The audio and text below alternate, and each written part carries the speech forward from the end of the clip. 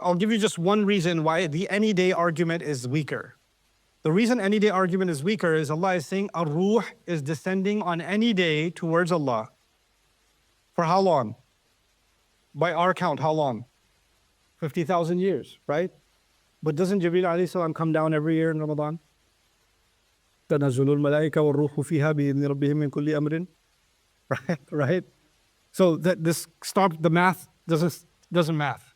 Why is Jibreel alayhi salam mentioned separately in this ayah? The angels rise up and so does Ar-Ruh.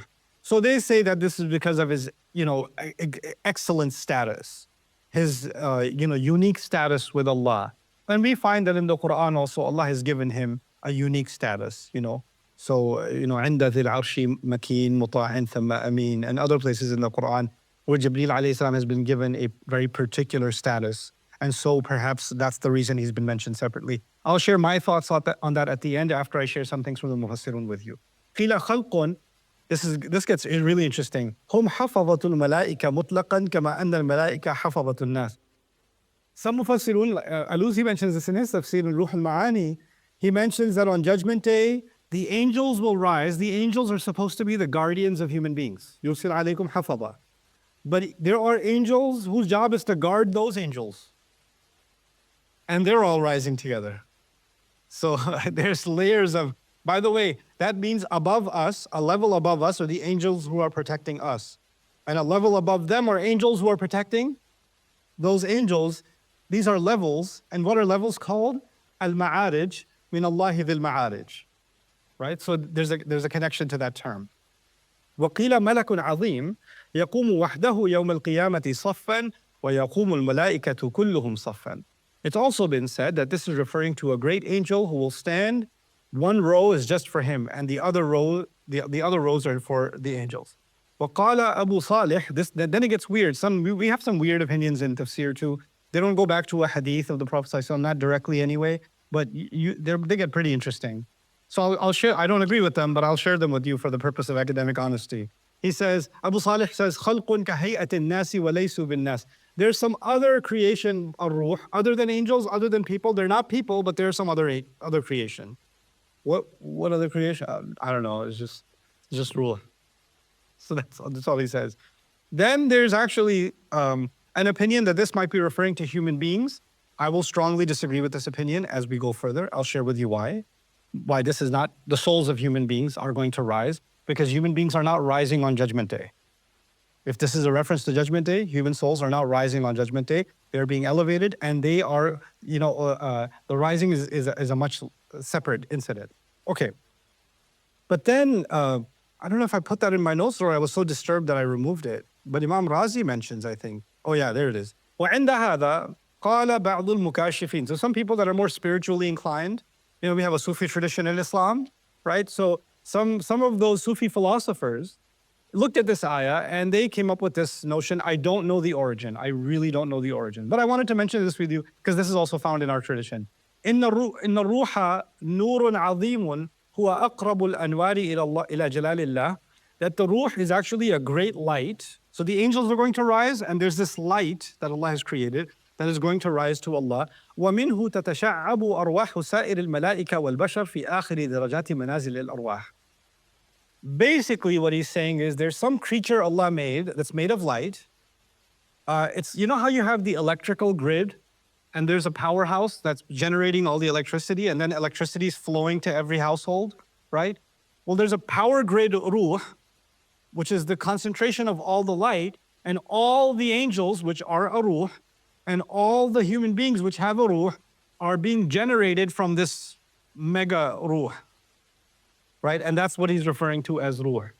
Like there's this one collective thing Allah created called a ruh, and all the spirits and all the angels, all the souls of human beings are generated from it. In some other riwayat, again, not sahih, this thing that Allah made, this light that Allah made, speaks all the languages and has all these different kinds of knowledge. But none of this is attributed to the Qur'an itself. So this goes pretty far from the text of the Qur'an.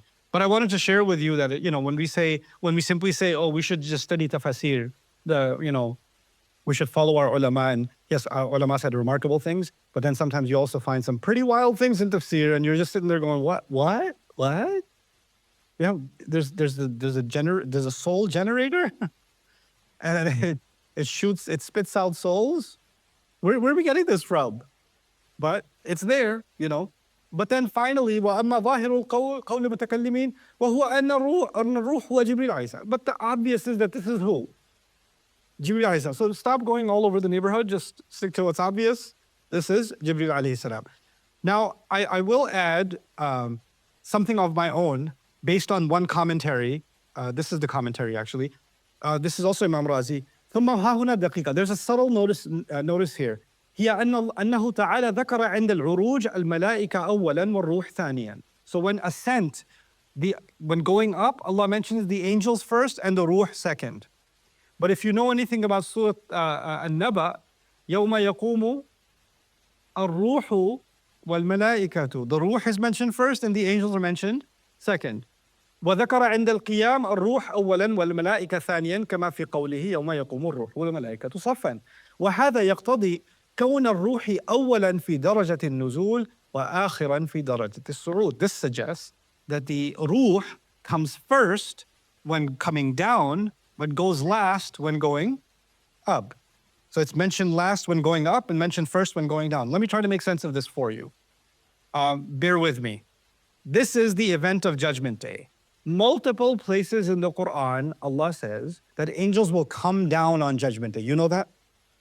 That angels will descend on Judgment Day. In fact, even in the surah right before this one, in Surah Al-Haqqa, the arsh is descending actually. وَالْمَلَكُ عَلَىٰ أَرْجَائِهَا وَيَحْمِلُ عَرْشَ رَبِّكَ فَوْقَهُمْ يَوْمَئِذٍ ثَمَانِيَةٌ.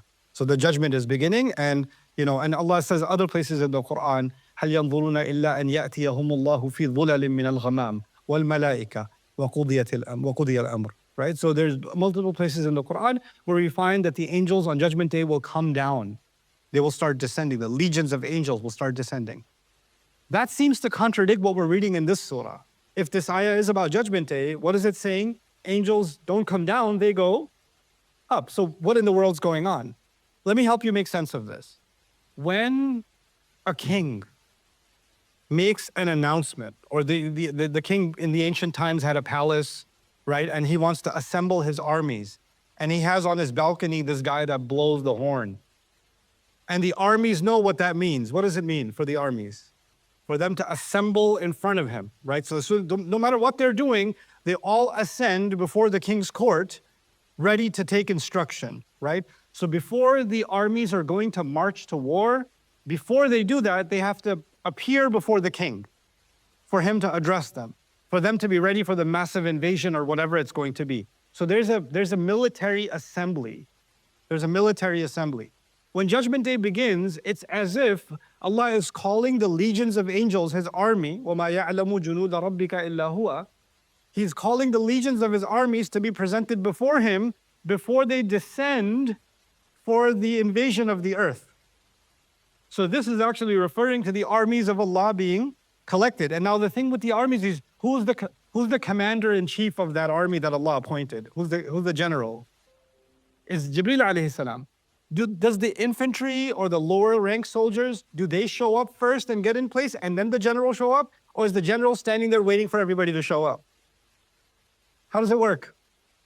The soldiers show up first. They line up first. And then they're told, attention, commander's coming in.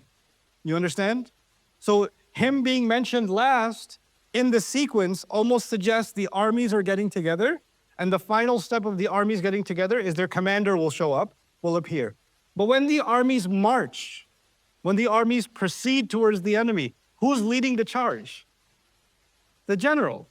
So when they descend, يَوْمَ يَقُومُ الرُّوحُ وَالْمَلَائِكَةُ صَفًّا. Right? So that's the other place in the Quran. So this is actually a pretty powerful description of what will happen on the earth on that day.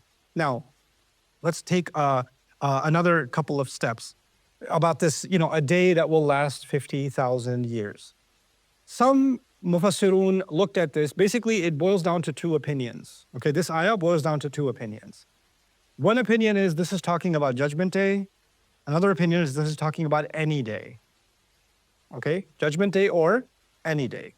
And whatever reading I've been able to do, I find far too much evidence supporting Judgment Day over any day. Okay. So we're going to go with Judgment Day. And I'll give you just one reason why the any day argument is weaker. The reason any day argument is weaker is Allah is saying, Ruh is descending on any day towards Allah. For how long? By our count, how long? 50,000 years, right? But doesn't Jibreel alayhi salam come down every year in Ramadan? تنزل الملائكة والروح فيها بإذن ربهم من كل أمر. Right? So that this stop the math doesn't math. Okay, the math ain't mathing when you do this. So that's one problem. But there are other problems with it also. So we're going to talk about Judgment Day. Now the problem is, where does this concept come from? It comes from the word yawmin. Yawmin. Yawmin means a day. But this is a tanween لإفادة التعظيم والتهويل, for a magnanimous day, for a great day, that the angels and Jibreel will rise towards Allah on a great day whose count is 50,000 years. The word count or amount is miqdar.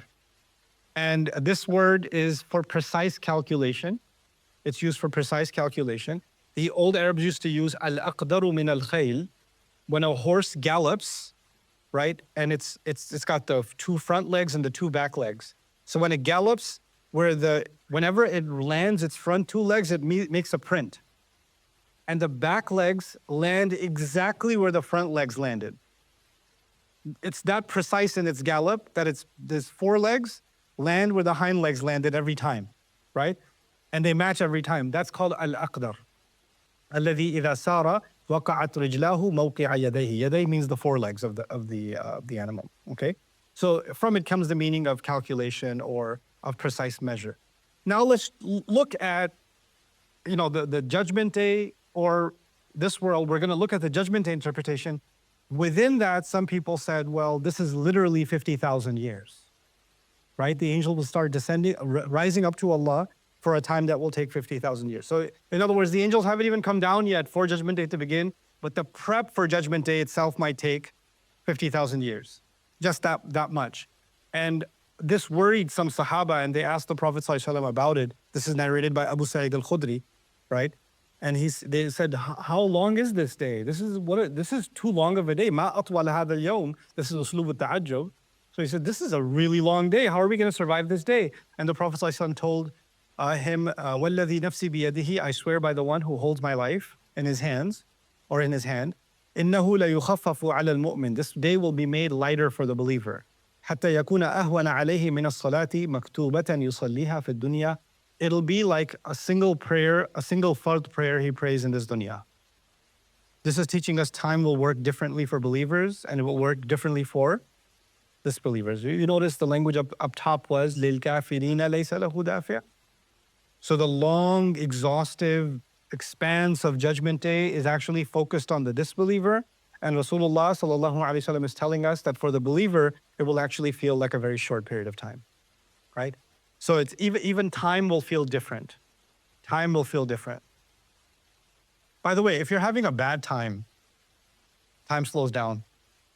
And if you're having a good time speeds up, right? Believers on Judgment Day, I'm pretty sure, they're in the shade of Allah, they're al-akhillah on that day. Allah is their wali on that day. Yes, there'll be some nervousness, but after that, they're having a good old time. But, the kuffar, it's a different story. In fact, if you look at the description of kuffar on Judgment Day, they sound as if they're already in hell. Even though they're not in hell yet, they sound like they are. Okay? Now, on the 50,000 years, وَهُوَ عَلَى ظَاهِرِهِ وَحَقِيقَتِهِ وَإِنَّ فِي ذَلِكَ الْيَوْمِ 50 مَوْطِنًا كُلُّ مَوْطِنٍ أَلْفُ سَنَةٍ مِّن سِنِّيِ الدُّنْيَا أي حَقِيقَةً. Meaning, some people took this literally and said, this day with Allah will be made of 50 hours, or 50 moments, if you want, 50 sections. Each section is 1,000 years. And that's what makes it 50,000. Now, let me just put things in perspective for those of you who have not thought about this kind of thing before. Allah says Allah created the heavens and the earth in how long? 6 days. Fi sittati ayyam, right? Now, for us, a day is how many hours? How do we calculate the day? The full rotation of what? The earth. If the skies are being created in a day, And we measure a day based on the Earth's relationship with the sun. Isn't that true? Okay.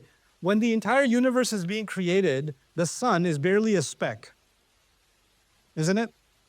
The sun's not even a significant body in the larger scape of the known, just the known universe, right? So if the day is measured by some form of rotation, a complete movement, then this day with Allah that he talks about 6 days, what are they rotating around? Right? And that must be a much bigger rotation than the one we can imagine. You understand? So even though Allah is using the word day, you can't really think about the word day the way we think about our day. You understand? Because these entities weren't even being created yet. They were in the process of being created while Allah was using the word day. You understand? So the common language is being used, yes, but it's being used to say, yes, there's no, the words for what this actually is beyond my vocabulary and your vocabulary, because we can't think of anything. We can't make words for things that are beyond our perception. So Allah is using words in the Qur'an that are within our perception, but he's referring to things that are actually far beyond our perception. Still using those words, right? So that's something you have to be mindful of. Now, some interesting commentary on the metaphorical meaning of 50,000 years. المعنى مقدار ما يقضي فيه من الحساب قدر ما يقضي بالعدل في 50,000 سنة من أيام الدنيا وهو مروي عن عكرمة. Ikrimah had an opinion, رضي الله عنه, that this means that, the amount of cases that you would have to judge and finally arrive at a fair judgment, if we ran all those cases continuously nonstop, it would take 50,000 years. And that's what Allah does in a day. Allah will solve 50,000 years worth of cases in a day, is what he's comparing it to justice, actually. And if you know anything about cases, they take quite a long time. Right? Cases can get pretty drawn out. وَالْعَرَبُ تَصِفُ أَوْقَاتَ الشِّدَّةِ. This is funny, and don't be offended. I didn't make the poetry. This is the Arabs. Okay? I just read it. وَالْعَرَبُ تَصِفُ أَوْقَاتَ الشِّدَّةِ وَالْحُزْنِ بِالطُّولِ. Arabs describe difficult times with long period. وَأَوْقَاتَ الرَّخَاءِ وَالْفَرَحِ بِالْقِصَرِ. And when they're having a good time, they describe it as a short period. Okay? Kind of like time flies when you're having fun. Kind of like that. Here's the poem. وَمِنْ قِصَرِ اللَّيْلِ إِذَا زُرْتِنِي أَشْكُو وَتَشْكِينَ مِنَ الطُّولِ. The guy, he loves this woman and she visits him. This is his wife. We'll just make it halal. This is Jahiliyyah times, but we'll make it halal. So she comes, she lives out of town. She lives with her in-laws. Okay, she still lives with her family. They're Pakistani. So she comes and visits for just one night for him. And he says, the night is so short that I complain that it's so short, while you're complaining the night is too long.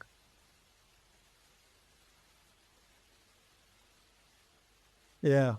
Anyway, so the other reading is not. وقيل الكلام بيان لغاية ارتفاع تلك المعارج وبعد مداها على سبيل التمثيل والتخييل والمراد أنها في غاية البعد والارتفاع. So others are saying this is not literal. This is 50,000 is an expression to describe how far.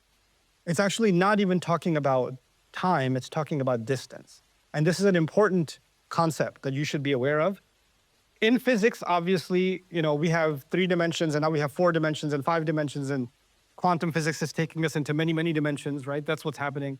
But at the very basic level, we all know we exist in times, we exist in time and space, right? And we use them interchangeably. Hey, how far are you? I'm 10 miles away. No, how far are you? I'm 20 minutes away.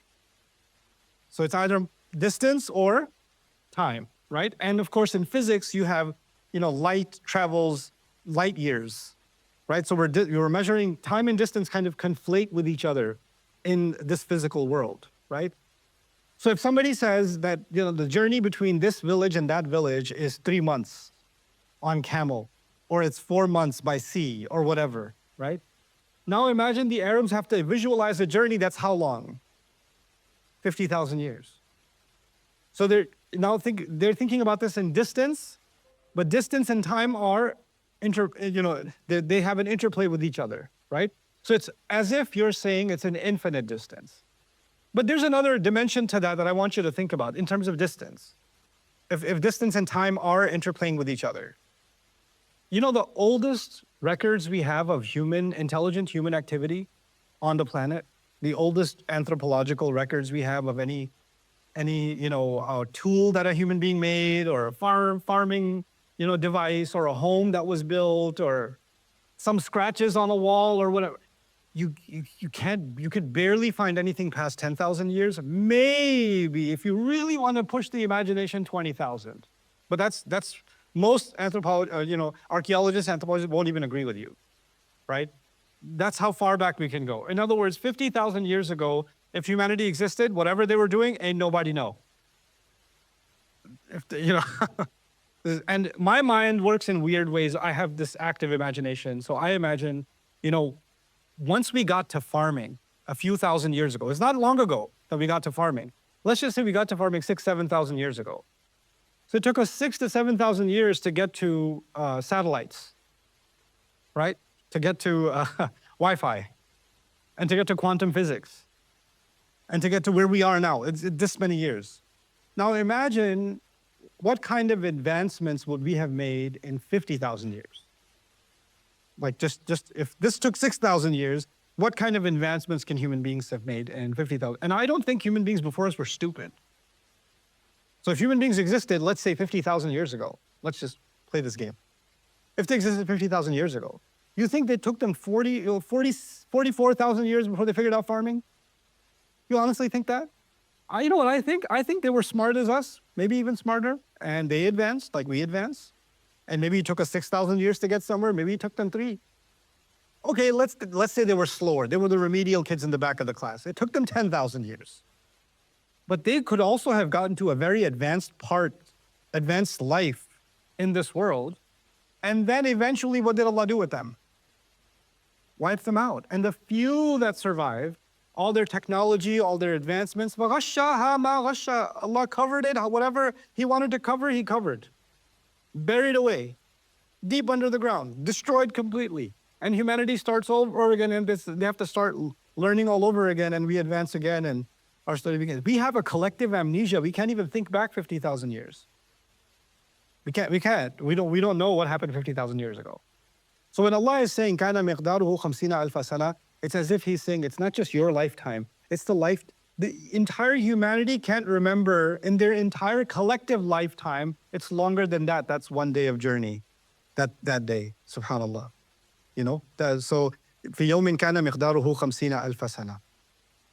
Ibn Abi Mulaika was asked, he narrates that Ibn Abbas radiallahu anhu was asked about this day, and he said something really beautiful. I really found it profound. He said, Ibn Abbas said about this ayah, "Ayyamun sammaha Allahu ta'ala."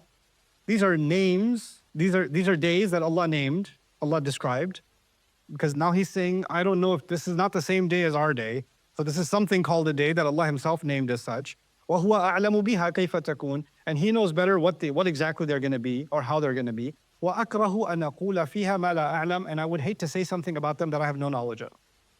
So He just acknowledged His utter lack of ability to grasp this relativity of time with the angels. One thing I'll add to that before we go on is, in physics now we know objects, the faster they move, the slower they experience time. So that's something we know now in physics to some level, right? So if an object is moving faster, time is slowed down for that object. It feels time moving slowly, okay? Now imagine how fast must the angels be moving that a day feels like how long? 50,000 years. Like this might be a commentary on the unfathomable speed of the angels, that a day's journey to them, time slows down for them so much that it feels like 50,000 years. So time works very differently, and the relativity of time is something that's very clearly, explicitly mentioned in the Book of Allah. Now, okay, there are other places in the Qur'an where Allah does mention, a day that's the amount of 1,000 years. But you'll notice in those places, mimma ta'uddun is mentioned. And in this ayah, mimma ta'uddun is not mentioned, meaning from what you can count. From what you can count. And I would argue, inshallah, when I get to Surah Al-Sajdah one day, I'll describe this in more detail. Those ayat are talking about something else. This ayah is talking about Judgment Day. In fact, those ayat are talking about regular days. This ayah is talking about Judgment Day. So there's a difference between the two. And Surah Al-Hajj is talking about the day in which a punishment arrives in this world, and Surah Sajda is talking about